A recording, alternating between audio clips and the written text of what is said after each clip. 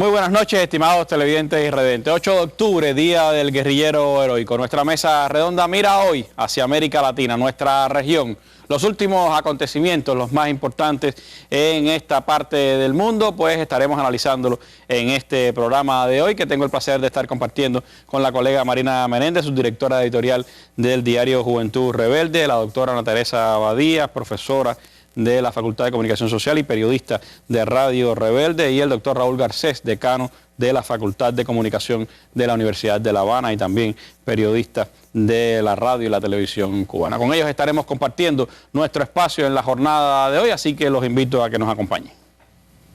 Hoy en la mesa redonda. La operación ha sido satisfactoria, ha sido muy bien. Llegaron de diferentes regiones del país a ratificar lo que aseguran es un compromiso de vida con el proyecto socialista que inició Hugo Chávez. Dilma Rousseff ha exigido a Estados Unidos y Canadá que detengan las prácticas de vigilancia a su país. Bueno, estas son algunas de las informaciones que ustedes tendrán a lo largo del programa. Les propongo iniciar, por supuesto, hoy recordando al guerrillero heroico Ernesto Che Guevara. En Cuba y en otras partes del mundo se le hizo homenaje. En Santiago de Cuba, cientos de pioneros ingresaron hoy a la organización de pioneros José Martí.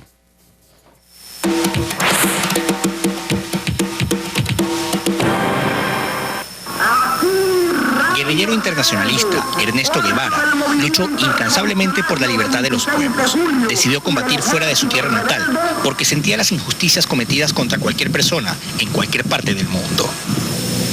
En cuanto fue capaz de conjugar en su personalidad no solo las características de hombre de acción,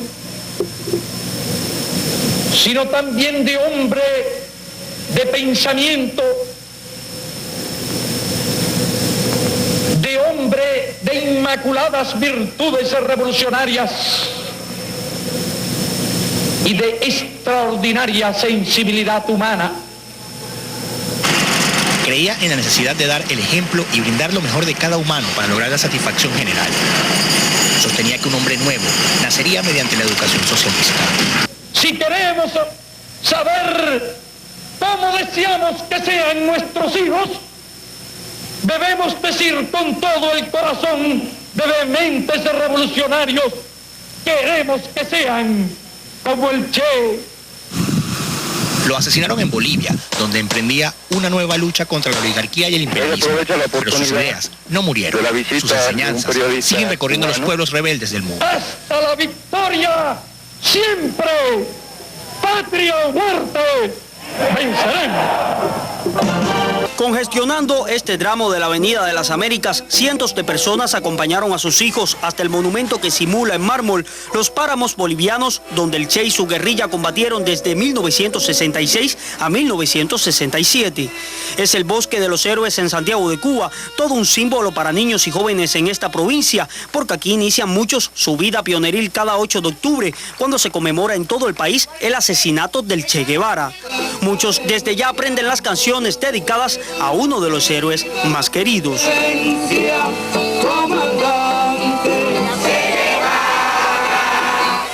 Este año más de 11.000 infantes con expresiones diversas vistieron por primera vez el atributo que les acompañará durante los próximos 6 años de su vida. Por eso, a pesar de ser muy jóvenes, saben de la existencia de un hombre que luchó para que la alegría de los niños cubanos fuera perpetua y lo expresan jurando ser como el Che.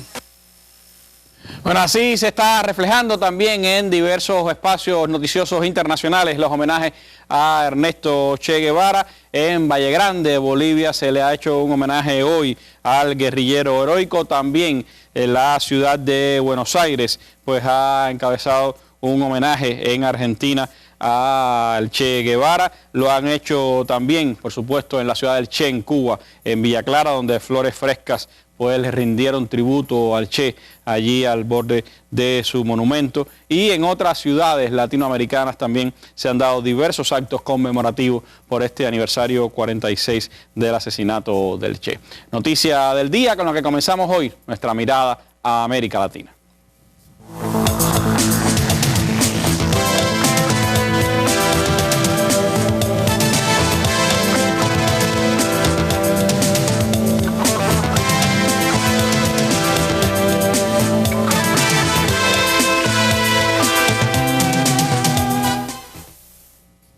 Abrimos nuestra mirada a América Latina con la noticia que más expectativas generaba hoy en la región, cuando la presidenta argentina Cristina Fernández era sometida a una operación que sin duda pues tenía en vilo a su país y a buena parte de América Latina. Las noticias indican que Cristina ha salido bien de la operación, mientras muchos argentinos fuera del hospital donde fue intervenida le rendían tributo, le daban vivas y también apoyaban a la presidenta argentina en este trance de salud. La operación ha sido satisfactoria, ha sido muy bien.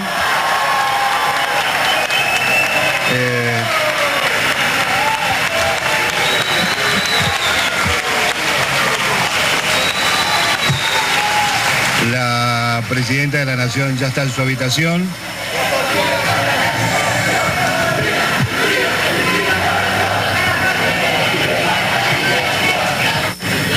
La presidenta ya está en la habitación, está de muy buen ánimo, saludó a todos.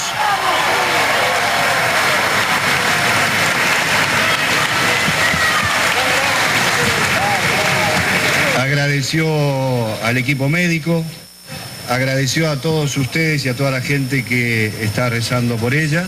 Fueron al frente del Hospital Favarolo para brindar su apoyo a la presidenta de Argentina. Fuerza Cristina, una frase escrita en carteles y que circula en las redes sociales en solidaridad con la mandataria. Tenía una necesidad muy grande de venir a hacerle el aguante a nuestra jefa. En la memoria de los argentinos está vivo el sacrificio que esta mujer y su esposo han hecho por la nación. Conmovidos dan muestra de sus afectos. Néstor dio la vida, podemos decir que dio la vida por el país y bueno, no queremos que le pase lo mismo a Cristina, que ya con Cristina se han generado una serie de políticas y cosas que sabemos que no se van a alterar muy fácilmente con el transcurso del tiempo.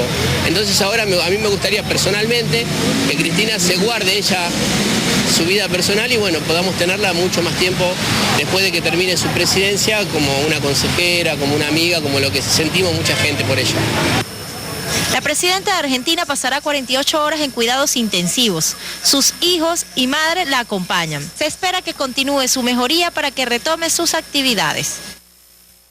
Bueno, sin duda la noticia de Cristina Fernández, pues como decíamos, ha sido titular en buena parte de los medios de América Latina y hoy nuestra emisión 2600 de la Mesa Redonda pues también se solidariza con la presidenta argentina, una de las luchadoras de estos tiempos nuevos de América Latina. Decíamos que varios presidentes, Marina, de nuestra región también han mostrado su solidaridad con Cristina Fernández y me gustaría enlazar esta noticia precisamente con el contexto en el que se da la situación de salud de Cristina, tanto para Argentina como para nuestra región. Sí, no, de entrada, a ver, ha sido, como casi todos los sucesos de enfermedad, bastante intempestivo, en el sentido de que se dio a conocer ayer que guardaría un mes de reposo por un hematoma cerebral y ya hoy, evidentemente, fue necesaria una intervención quirúrgica, de la cual ha salido bien y se produce este tropiezo en la salud de la presidenta en un momento, si no muy peliagudo, pero sí bastante importante en el sentido de que está Argentina en el medio justo de la campaña electoral con vista a las legislativas del próximo día 27 de octubre. La campaña recién había comenzado el día 22 de septiembre. Se va a renovar la mitad de la Cámara de Representantes, la mitad del Senado. El Frente para la Victoria, que lidera Cristina Fernández, es la primera minoría en ambas cámaras porque no tiene mayoría absoluta, pero no obstante es importante que mantenga esta cantidad de curules, sobre todo además porque esta elección, Randy, iba a ser, digamos, que el asiento o el punto de partida para marcar los caudales de cada quien con vista a las presidenciales que van a tener lugar en el año 2015. Es en este momento en que además la presidenta, como en casi todas partes, pues con su accionar y también con su palabra, un poco que también estaba desde luego enrolada en la campaña para sus candidatos, los candidatos de Frente para la Victoria legislativo, que la sorprende este acontecimiento de salud. No obstante, no falta quien piense que lejos de significar un retroceso o un escollo para los aspirantes de Frente para la Victoria, puede ser todo lo contrario en el sentido de la solidaridad que ha despertado la enfermedad de la presidenta. Ya vimos hoy todo el reconocimiento, todo el calor que ha tenido por parte del pueblo en las afueras del hospital donde ha sido atendida, y que por tanto su intervención quirúrgica no interrumpiría la campaña electoral, interrumpe su participación en ella, pero que no le pasaría cuenta a los candidatos de Frente para la Victoria, sobre todo cuando su reclusión, su internamiento ahora hospitalario, ha hecho recordar a los argentinos realmente la obra del gobierno de su esposo Néstor Kirchner, de la cual ella ha sido seguidor. Recordemos que es un gobierno que asume en un momento en que Argentina está en su peor debacle económica y social, una labor que no solamente ha tenido frutos en lo económico, sino justamente en lo social, con los programas sociales de rompimiento con la supeditación a Estados Unidos que traían los gobiernos anteriores. De modo que todo esto, Randy, yo creo que otra vez viene a la mente y a los corazones del pueblo argentino, y por tanto podría, en vez de ser un handicap, la enfermedad de la presidenta, podría ser quizás algo que ayude a los candidatos de Frente para la Victoria en los comicios del próximo día 27 de octubre. Como decíamos, los presidentes latinoamericanos se han expresado durante estas últimas jornadas acerca de la salud de la presidenta Cristina Fernández. El presidente de Ecuador, Rafael Correa, expresó a través de su cuenta de Twitter el deseo de una pronta recuperación a su colega argentina. Nuestro abrazo solidario a Cristina Fernández, que se recupere pronto y plena recuperación que se recupere pronto Argentina, y la patria grande la necesitamos, dijo Rafael Correa. Por su parte, el presidente Evo Morales expresó en una carta dirigida a su colega argentina su solidaridad y el deseo de la pronta y plena recuperación de su salud. Hacemos nuestra la preocupación que agobia a sus ciudadanos, que desean que su presidenta Cristina retorne lo más pronto posible a seguir dirigiendo e impulsando el destino irreversible y el lugar histórico que le corresponde al gran pueblo argentino. Por su parte, el mandatario nicaragüense Daniel Ortega le envió un mensaje de ánimo en una carta leída por la portavoz del gobierno sandinista, Rosario Murillo, en la que dice: con el espíritu del pueblo nicaragüense en alto y desde la inspiración que a diario nos trasladan nuestros héroes y próceres, te saludamos y deseamos fuerza de recuperación en esta nueva batalla. Y el presidente de Uruguay, José Mujica, también transmitió un mensaje de preocupación por la lesión cerebrovascular de Cristina Fernández, y le señalaba que necesitaba América Latina a esa militante, a esa luchadora que es Cristina Fernández. También lo han expresado sus mensajes solidarios el presidente de Paraguay, Horacio Cartes, el de Colombia, Juan Manuel Santos, y Dilma Rousseff, la presidenta brasileña, quien calificó a Cristina como amiga de Brasil y su amiga personal. Estos mensajes sin duda hacen pensar también en esa mirada latinoamericana, un acontecimiento como este, Ana Teresa, porque más allá de la situación y más allá de la formalidad que puede ser que un presidente se pronuncie sobre el estado de salud de otro presidente, se nota en estos mensajes una preocupación sincera, pero además una hermandad que se ha ido creando en estos años entre los mandatarios latinoamericanos en todo este proceso de integración y de unidad de la región.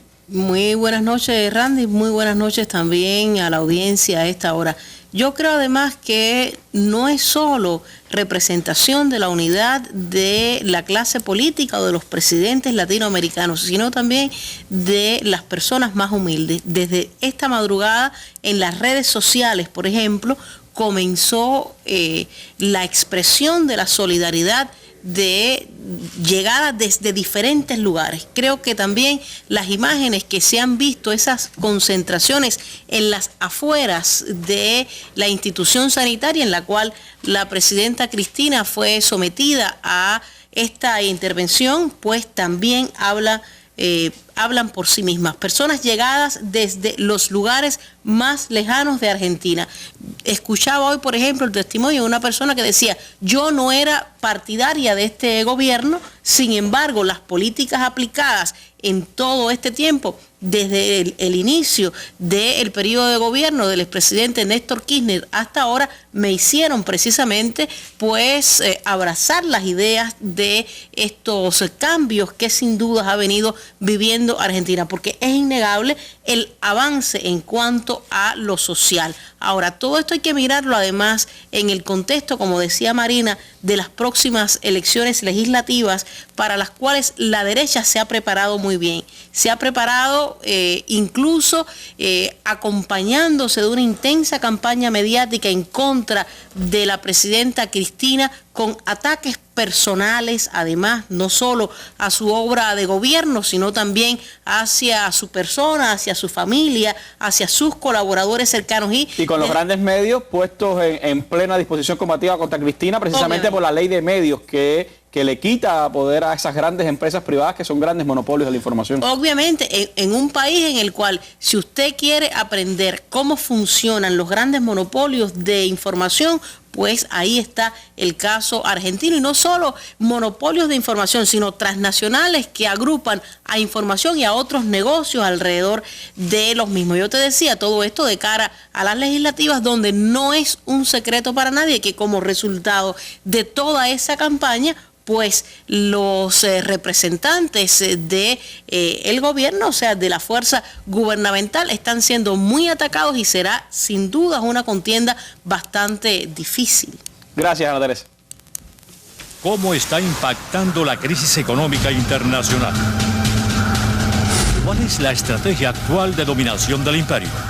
¿Hacia dónde cambia el Oriente Medio? ¿Cuál es el panorama actual de América Latina?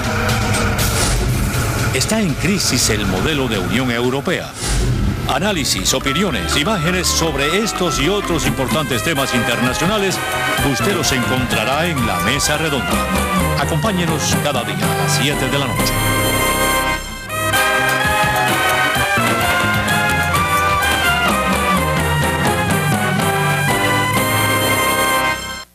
Venezuela también es objeto de atención de los medios de comunicación en la jornada de hoy, como lo fue también en la de ayer, cuando miles de venezolanos salieron a las calles a conmemorar la gran victoria electoral del presidente Hugo Chávez el 7 de octubre de 2012, la última gran victoria electoral del presidente Chávez y la expresión mayoritaria del pueblo venezolano de acompañar a la revolución bolivariana. Ayer se dio esa gran concentración en Caracas, donde habló el presidente Nicolás Maduro y anunció lo que vendría en la jornada de este 8 de octubre, que es la presentación de una ley habilitante al Congreso de esa nación. Veamos imágenes de lo que ocurrió ayer para después estar hablando con nuestros panelistas sobre los acontecimientos de hoy, ese debate en el Parlamento venezolano.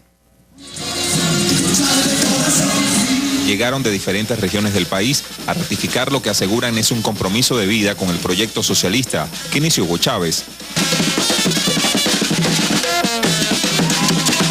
Sus seguidores recuerdan aquel proceso electoral que convertiría a Chávez en el primer dirigente en ganar en 5 oportunidades una elección presidencial. Para mí es un día inolvidable, que nunca lo podemos olvidar porque nuestro comandante está aquí en nuestro corazón. Y ese sí vivirá siempre en nosotros. Porque el 7 de octubre del año pasado, él arrasó, él fue una persona que arrasó con toda su postulación para presidente. Y esto es un homenaje a él y Chávez para siempre.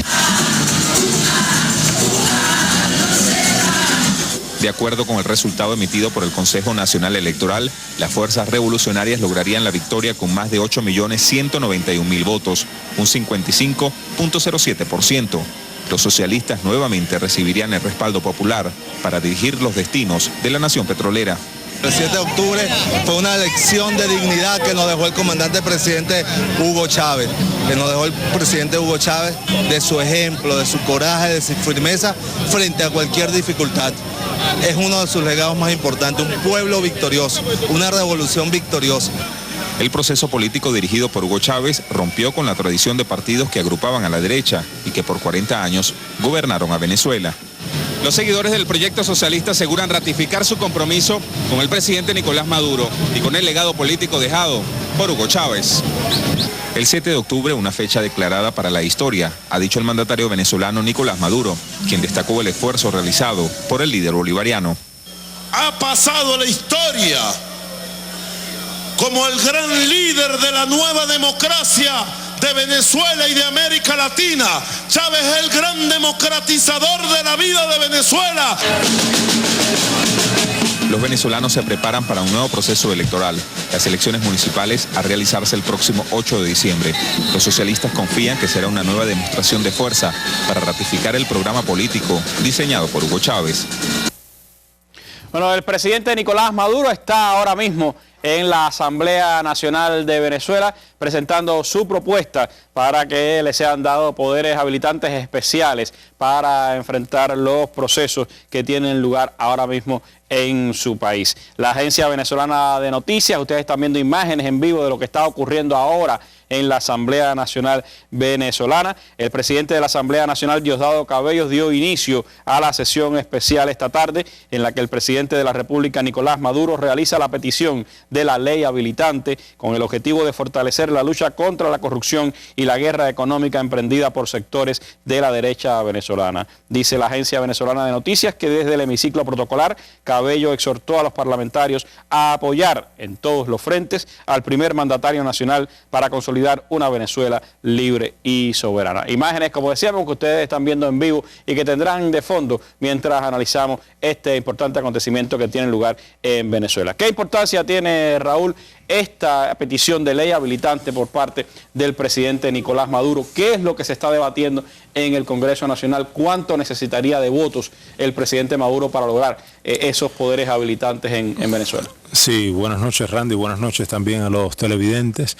Es una ley muy importante, como tú decías, que no es la primera vez que se usa en Venezuela. Recordemos, en el contexto de la Revolución Bolivariana, por lo menos 4 veces Chávez acudió a ellas, y en cada momento de radicalización del proceso revolucionario. Recuerdo que la última ley habilitante que pidió Chávez fue para ayudar por los daños de las lluvias, de los desastres que se habían causado en algunos estados venezolanos, y en cada momento, decía, de la historia venezolana, cuando hizo falta ayudar a los sectores más vulnerables, a los sectores más desprotegidos, la revolución acudió a este procedimiento, que por cierto no es nuevo en la historia de Venezuela. Habría que decir que también en el puntofijismo se acudió a procesos habilitantes por lo menos en 6 ocasiones que permitieron aprobar múltiples decretos leyes.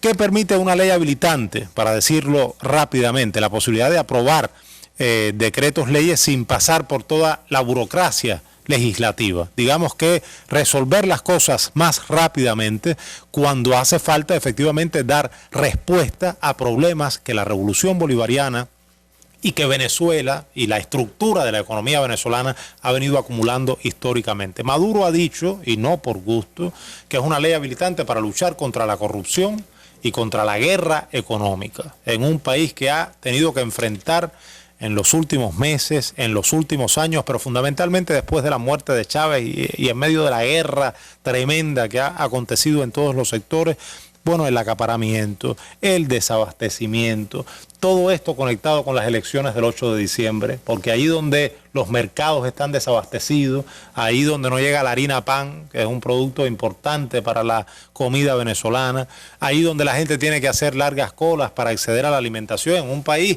que nada en recursos de petróleo, en un país que puede tener la economía más boyante del mundo y que de pronto uno se encuentra a grandes empresas como la Polar, que tienen almacenes llenos de harina pan o de aceite o de leche. Y no lo sacan a los supermercados. Y no lo sacan a los supermercados y los mercados desabastecidos. ¿Para qué? Para generar malestar, para generar un ambiente de descontento, para generar un clima de inestabilidad política que tenga consecuencias de cara al 8 de diciembre. Porque recordemos, la elección del 8 de diciembre, que es una elección municipal, es una elección donde pesa mucho la gestión local y donde la gente mide mucho el electorado, independientemente del nivel de conciencia política que ha adquirido el pueblo de Venezuela, que lo hemos comentado más de una vez, pero donde la gente mide mucho el servidor público que va a elegir en correspondencia con la capacidad que tiene ese servidor público o esa fuerza política por la cual la gente elige de resolverle un problema práctico. El problema de la comida, el problema de la gestión local, el problema de, en fin, resolver los temas de la comunidad. La oposición ha estado haciendo una campaña, tú decías cuántos diputados hacen falta, 99. El PSUV tiene 98, el chavismo, las fuerzas revolucionarias tienen 98 diputados en la Asamblea, recordemos, luego de la última elección. Entonces, lo que se discute, lo que se debate mucho es el diputado 99. Están escandalizados, haciendo todo lo posible, han hecho a todos los opositores firmar un documento diciendo que los 67 diputados opositores van a votar en contra de la ley habilitante. Yo creo que el diputado 99 va a aparecer. Va a aparecer por múltiples razones y entre otras porque también tiene un costo político para la oposición no luchar y no facilitar mecanismos que ayuden a luchar contra lo que ellos mismos dicen que hay que luchar. Ahorita, hace unos minutos, Ana Teresa y yo comentábamos una de las campañas más fuertes de la oposición contra Chávez, contra el gobierno chavista ahora mismo, es que hay que luchar contra la corrupción y que hay que funcionar. Bueno, cuando el presidente Maduro encabeza ese combate. Exactamente, tienen el instrumento, me decía Ana Teresa, yo coincido, tienen el instrumento ahora servido en la mesa. Por tanto, sería políticamente muy incorrecto para la oposición venezolana. Ya sabemos que hay una oposición que no va a ceder en el empeño y todo. Pero esa misma oposición, a pesar de sus continuos ataques contra la revolución bolivariana, ha mostrado también sus divergencias y sus separaciones en este camino. Y sus fracturas. Hay, por ejemplo, el ala más rancia. ¿Qué dice María Corina Machado? Una señora que nosotros hemos visto en la mesa redonda una y otra vez, en algunas imágenes, que hay una campaña castrocomunista. Esta mujer, cada vez que hay algo que el gobierno venezolano intenta hacer, establece rápidamente la conexión con La Habana y ese es su discurso repetido una y otra vez. Pero hay gente más sensata. Hay gente más sensata. Y hay gente que es más sensata no solo por la sensatez, sino porque tiene aspiraciones políticas y porque quiere ganar capital político y porque no le conviene el discurso absurdo, el discurso surrealista que no conduce a ninguna parte. Y yo creo que, insisto, luchar contra la corrupción, luchar contra la guerra económica no es algo que le conviene solo al chavismo, es algo que le conviene a todo el mundo, es algo que le conviene al país, tiene que ver... Está pagando el costo. Exactamente. Entonces, insisto, yo creo que ese diputado 99 va a aparecer. Y yo creo, bueno, ahora viene un proceso, esto no es automático. Lo que está pasando no es ahora mismo automático, son 10 días. 10 días. Ajá. Y después tiene que haber una segunda discusión en la Asamblea Nacional y finalmente lo aprueba el Ejecutivo. Y hay que establecer, recordemos, un número de meses, es decir, el lapso de tiempo por el cual... Tendrá esos poderes habilitantes. Tendrá esos poderes habilitantes. Pero lo más importante, más allá de todo esto, bueno, uno, que se apruebe la ley, pero dos, que dé resultados, que sirva para algo. Que sirva efectivamente para lo que el gobierno está preconizando que debe servir, que es luchar contra la corrupción y luchar contra una guerra económica que ha pretendido ser extremadamente desestabilizadora dentro del contexto político actual. Y aún en medio de esas adversidades, el presidente Maduro ha dado muestras de esa firmeza en la conducción de la batalla contra la corrupción. Son varios los procesos que el presidente Maduro ha enfrentado, varias denuncias que ha hecho de entidades incluso gubernamentales.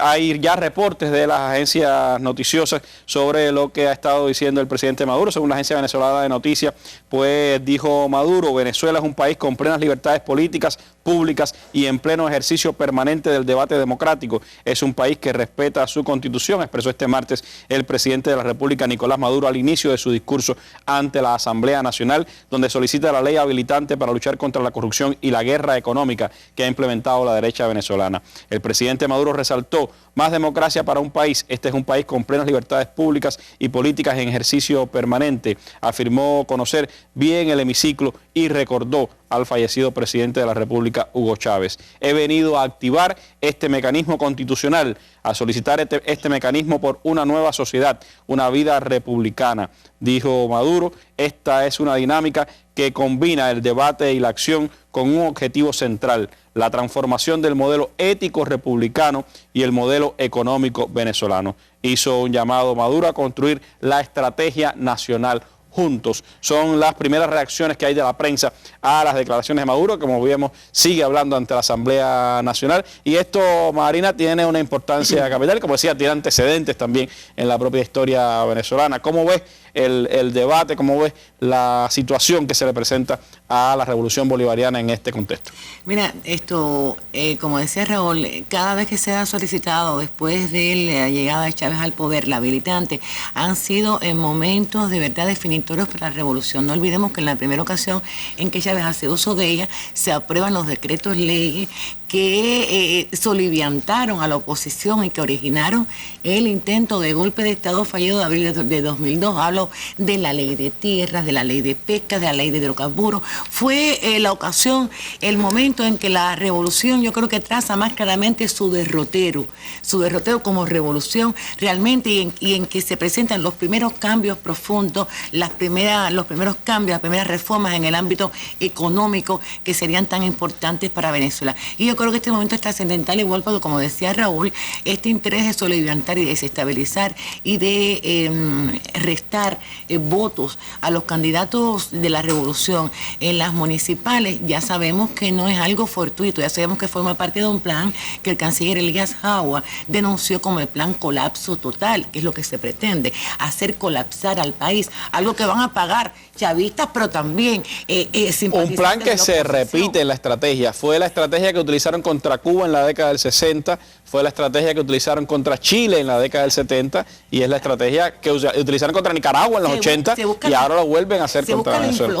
Se busca la implosión, es decir, no pudiendo derrotar a la revolución, en este caso por la vía de las urnas, se busca que la gente estalle, que rompa desde adentro. Y obviamente necesita el presidente Nicolás Maduro instrumentos legales apropiados para poder combatir esto, más allá de todas las gestiones que se han hecho, hablando con empresarios, importando alimentos. Realmente, como decía Raulito, no hay necesidad en un país que tiene realmente esos productos, y cuando se trata todo de una jugada sucia, una maniobra, como tú decías, manida ya, pero que siguen repitiendo y que está buscando sencillamente después el argumento para otra vez volver con el tema de la supuesta ilegitimidad del presidente Maduro cuando sean los comicios municipales del próximo 8 de diciembre, que es lo que en definitiva está también... ¿Hacia dónde están mirando ellos? Claro, lo que está en este momento en el candelero para la oposición. Por eso te digo que vuelve a ser un momento trascendental en el que la revolución, en el que el presidente de Venezuela, en este caso Maduro, pide al legislativo este instrumento que es la ley habilitante, que la derecha quiere presentar como la oportunidad de tener poderes omnímodos, cuando no hay nada de eso. Se trata de la urgencia con que hay que legislar, con que hay que actuar. Y bueno, espero como Raúl que hayan en la oposición mentes, personas que no se dejen llevar solamente por lo que su partido les dicta, sino por lo que dicta la razón, el sentido común y en definitiva el bien del país, porque el daño a la postre se le está haciendo al país, como con el tema de la electricidad, que es otro flanco de ataque contra la revolución y en definitiva sabotaje del sistema eléctrico del país. Algo que ha sido denunciado por el presidente Maduro, por su canciller y vicepresidente Elías Jawa, y también ha sido enfrentado, incluso se ha abierto procesos judiciales por ese sabotaje. Y esto es parte de todo un plan, de toda una estrategia que también tiene Ana Teresa al gobierno de los Estados Unidos. En días recientes se daba la expulsión de Venezuela de 3 diplomáticos norteamericanos por actuar como agentes de la CIA en ese país, y nos da también la medida, es decir, cómo engarzar esta estrategia de soliviantar a la gente, de crearle malestar con esta otra de la conexión del gobierno de Estados Unidos con la derecha golpista de Venezuela. Pero fíjate que es una estrategia que se repite siempre en tiempos de crisis.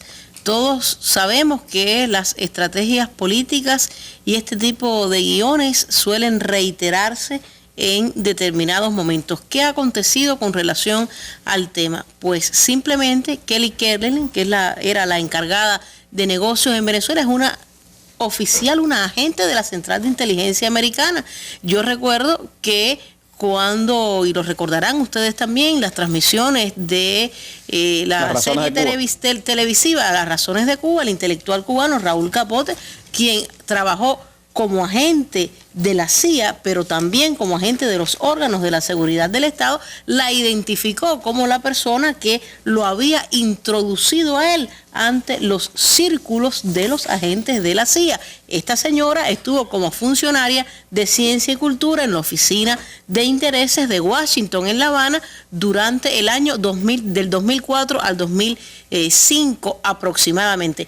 También en los últimos días se ha mostrado un material audiovisual que confirma la muestra específicamente, a ella también, saliendo de la sede de una organización de ultraderecha en Puerto Ordaz, en el estado de Bolívar, en el sureste del país. Por eso, recientemente también el presidente Nicolás Maduro decía, tienen la intención de convertir al estado de Bolívar en el Bengasi venezolano, en alusión a la ciudad libia de Bengasi, donde ustedes saben se preparó la rebelión, donde se armaron, donde se armaron a los rebeldes desde fuera con financiamiento externo para el derrocamiento y posterior asesinato de Muammar al-Gaddafi. Ahora, ¿qué sucede también? ¿Qué se ha demostrado también durante los últimos tiempos? Pues se han conocido de varias reuniones de esta encargada de negocios con representantes de Súmate. Raúl mencionaba a María Corina Machado,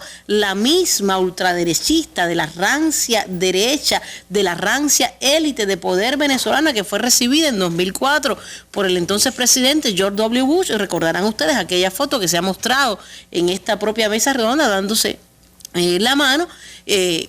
Pues esta señora simplemente era una de las que financiaba, de las que se reunía con Súmate. Esto no es una estrategia aislada, esto es parte además de las tácticas que utiliza la CIA a través incluso de otras organizaciones pantallas como la mal llamada Agencia de Estados Unidos para el Desarrollo, USAID, y otras. Y por último, se ha confirmado también la participación de la Kremlin, según ha revelado el sitio digital Wikileaks, en el financiamiento, en este caso, de la campaña del opositor Enrique Capriles. Yo creo que esto sin duda arma todo el expediente y pone en contexto esta expulsión que ha sido también obviamente muy manipulada por la derecha venezolana. Y da una muestra de esa conexión entre una estrategia que pudiera parecer una simple crisis económica, una simple crisis de alimentos en Venezuela, con una estrategia bien pensada de enfrentamiento a la revolución bolivariana en camino hacia esas elecciones del próximo 8 de diciembre. Una situación que por supuesto nosotros estaremos siguiendo aquí en la mesa redonda, dándole más elementos, yendo al sumum de esa noticia y de ese acontecimiento, y buscando también la manera en que se proyectan las estrategias de Estados Unidos, que no son solo contra Venezuela, son también contra otros países latinoamericanos, y de eso estaremos hablando ahora en nuestra mesa redonda.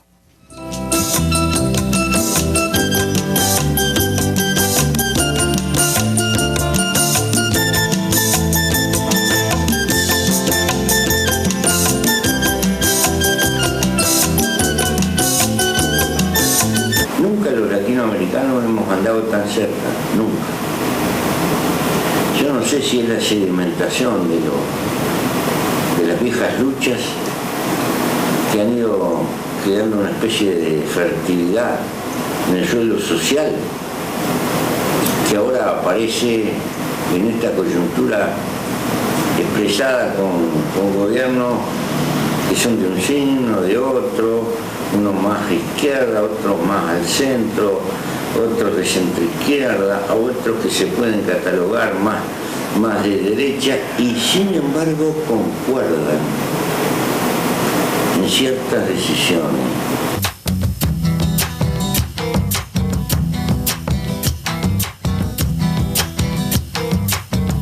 Ojalá que seamos humildes, que no seamos dogmáticos, que no seamos sectarios, que con el que tenemos diferencia no le andemos refregando la diferencia en el hocico, que nos demos cuenta que nos precisamos todos los unos con los otros, porque juntos somos fuertes.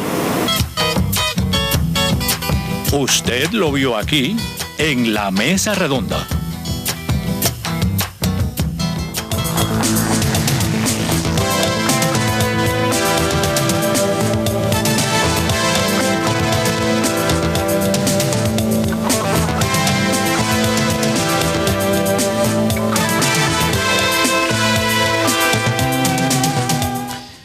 decíamos que la estrategia norteamericana, por supuesto que tiene a Venezuela entre sus principales puntos de mira, pero atañe a toda la región y especialmente a grandes países de nuestro continente, como es el caso de Brasil. Ayer, nuevas revelaciones sobre el espionaje despiadado de Estados Unidos contra Brasil fueron nuevamente dados a conocer. Ya no solo el seguimiento a la presidenta Dilma Rousseff, ampliamente documentado y también denunciado, sino que los principales elementos económicos de Brasil estaban siendo espiados por Estados Unidos en colaboración con Canadá. Ayer la presidenta Dilma Rousseff acusó a Canadá de apoyar también en el espionaje energético contra Brasil y dijo en declaraciones: urge que Estados Unidos y sus aliados pongan fin a sus acciones de espionaje de una vez por todas. El canal ruso Russia Today reflejaba esta información así ayer en sus emisiones.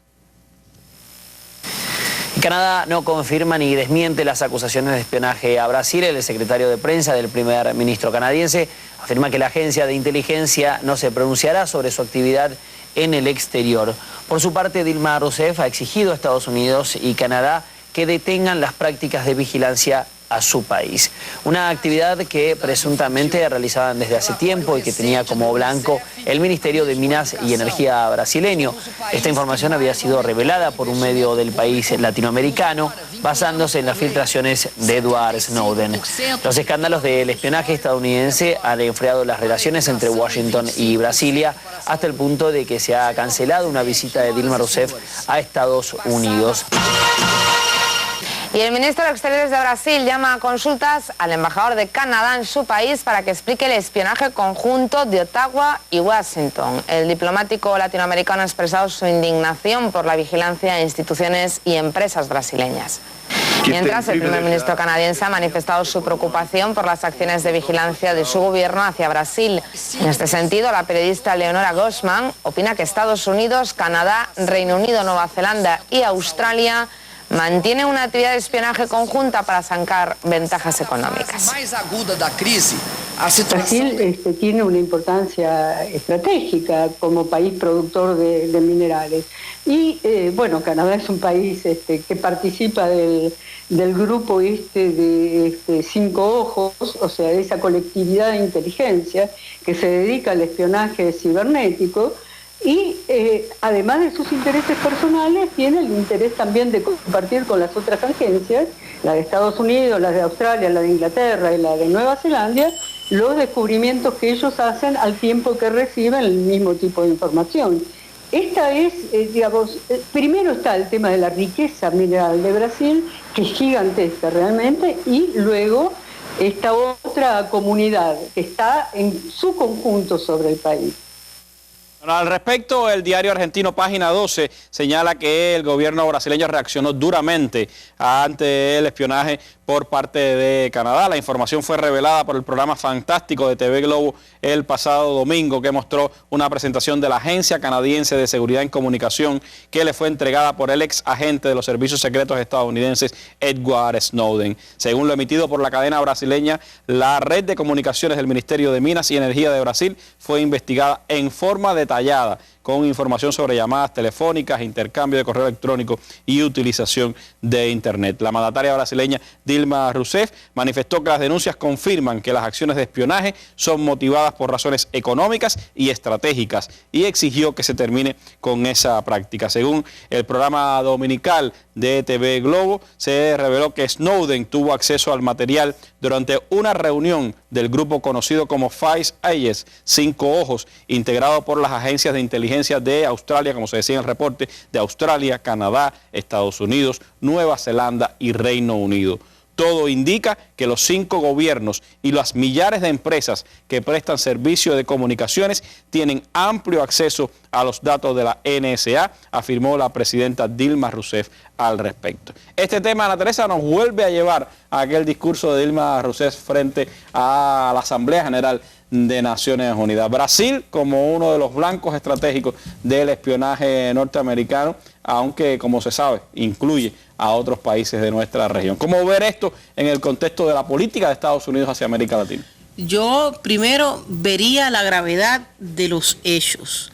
estamos hablando nuevamente de una agresión a la soberanía de un país, estamos hablando nuevamente de la intromisión en la economía y la política también de un país, porque yo creo que habría que añadir ahí que cómo funcionaba la red. Canadá tenía un programa, el programa Olimpia, mediante el cual interceptaba, espiaba redes de comunicación del Ministerio de Minas y Energía, que es el encargado de entregar las licitaciones a empresas del petróleo y del gas. Bueno, pues esas líneas eran las que se espiaban específicamente con temas relacionados con Petrobras, Electrobras y el funcionamiento o la articulación de las hidroeléctricas del país. Eso, sectores estratégicos de Brasil. Eso obviamente es absolutamente grave y lo conoció Snowden según sus revelaciones en su participación en esa reunión del llamado el grupo de los 5, ojos de los 5, que involucran a esos 5 gobiernos. Ahora, esto se suma a lo que habíamos comentado recientemente al espionaje de Estados Unidos hacia América Latina y de manera muy particular hacia Brasil. Y esto obviamente viene a enfriar mucho más las relaciones. O sea, a mí no se me olvida, a principios de 2013, cómo el presidente Barack Obama, recuerdan ustedes, envió al vicepresidente Joe Biden precisamente a Brasil. Y muchos analistas dijeron, bueno, pues se trata ahora de un intento de recomposición de las relaciones. Para nada. O sea, relaciones que se han vuelto a enfriar y que se han contextualizado en la política exterior que ha seguido Estados Unidos, sobre todo a partir de el 2001, tras los atentados en Washington y en Nueva York, cuando América Latina una vez más dejó de ser parte de su prioridad como relación estratégica, pero como relación entre iguales, y se ha venido concentrando en, sobre todo, operaciones especiales, participación en tratados militares, por ejemplo, como el Plan Colombia, en aspectos de espionaje que obviamente están alejadas de las normales relaciones que pudiera tener Estados Unidos con América Latina, por lo mucho que tiene que aportarle esta parte del mundo a Washington. Y sin duda también muestra esa otra cara del espionaje. Muchas veces se piensa que el espionaje es solo en el ámbito militar o en el ámbito político. El espionaje económico está a la orden del día, siguen, como lo hacen con Cuba también, todas las transacciones financieras, siguen todos los sectores estratégicos de cada uno de los países, sobre todo en una región como América Latina, Marina, que tiene tanto que aportar en el ámbito de recursos estratégicos para el mundo. Y uno pues también trata de prever o de pensar cómo Estados Unidos puede salir de este atolladero frente a las naciones latinoamericanas. Eso es lo que no se sabe. Fíjate, yo coincido con Ana y no, en el sentido de que yo sí pienso que Estados Unidos está en el peor momento de sus nexos diplomáticos con América Latina de los últimos tiempos. Es decir, ha habido golpes políticos fuertes para Estados Unidos aquí. La derrota del ALCA en Mar del Plata, sin duda, fue un golpetazo durísimo que recibió W. Bush. Pero nunca había quedado habían salido tanto los trapos sucios, nunca había quedado tan desnuda la manera irreverente en que nos tratan, como con las revelaciones de Edward Snowden, que han provocado no solamente el justo malestar de Brasil, sino también de otros países latinoamericanos que estábamos siendo vigilados de esta manera tan irrespetuosa, burda, por Estados Unidos, en una bola de nieve que esa época también había más países involucrados. Pero yo sí creo que, es decir, América Latina puede que no sea una prioridad, pero sí está en sus intereses. Hay preocupación por la manera en que China ya es socio comercial de nuestros países latinoamericanos, por la manera en que otros actores importantes del orbe han entrado a jugar en el mercado de la región, y es que Estados Unidos ha quedado fuera y ahora queda todavía más fuera, aún después de este escándalo que no cesa, y que obviamente yo coincido con Ana en que se notaba que había un esfuerzo. más allá de las promesas falsas de Obama, de Puerto España, de que quería una relación entre hermanos y de no cumplirlas, en los últimos meses efectivamente vino Biden, vino John Kerry, es decir, hubo un intento de acercamiento con la región que se ha ido estrepitosamente al piso.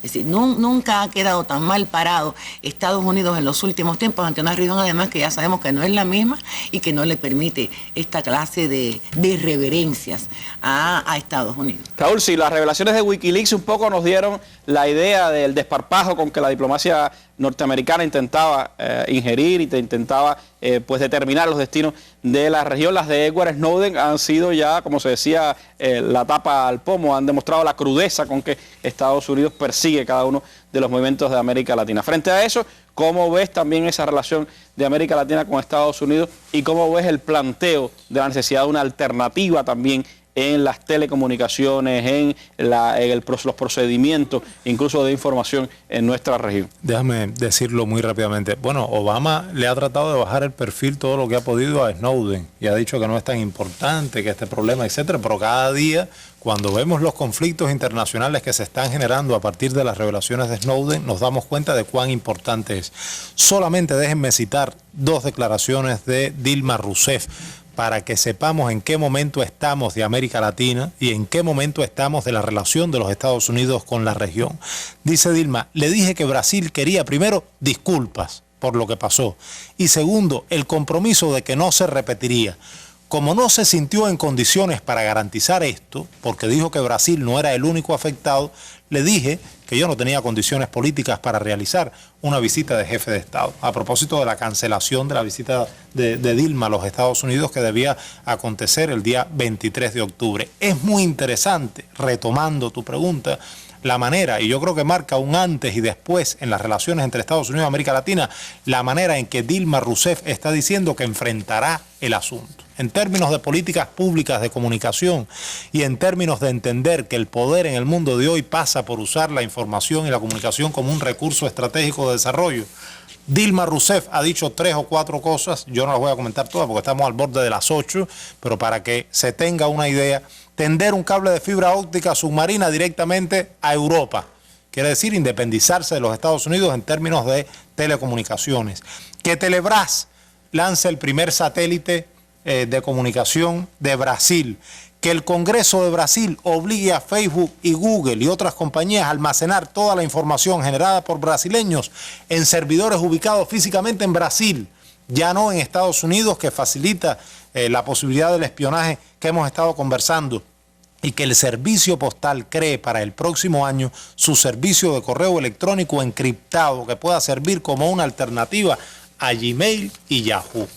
Dilma Rousseff, el gigante brasileño, ha entendido que no se puede hacer política, no se puede defender soberanía en el mundo moderno, no se puede construir un proyecto político si no se trazan estrategias también, por supuesto, a partir de la comunicación, de la información, además, para proteger la seguridad nacional, para lograr una independencia tecnológica, que es también una independencia política, que es también una independencia cultural. Yo creo que esto que he citado marca, Randy, es elocuente en torno al cambio que se está produciendo en la región y al momento en que estamos, que tenemos que saberlo aprovechar para dar un salto cualitativo en torno al continente y al modelo de integración que estamos construyendo. Sin duda, una de las noticias más importantes del momento en América Latina. Hemos estado mirando a 3 acontecimientos importantes de la región. Hay muchos otros que pudieran ser analizados, pero el tiempo no nos da para más. Hemos mirado a Argentina, a Venezuela y a Brasil, y el tema de la política norteamericana hacia nuestra región como elementos esenciales de análisis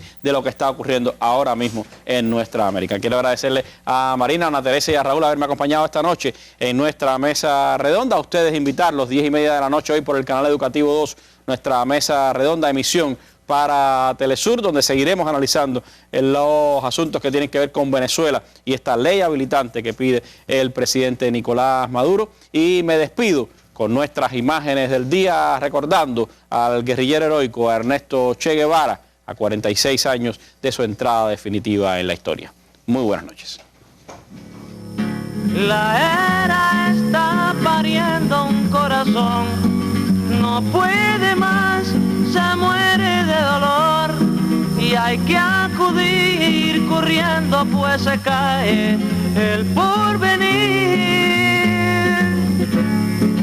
La era está pariendo un corazón, no puede más, se muere de dolor y hay que acudir corriendo pues se cae el porvenir.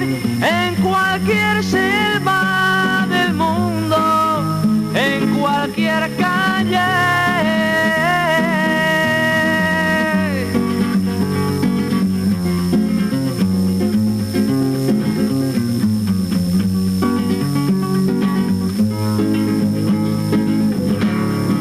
debo dejar la casa y el sillón, la mano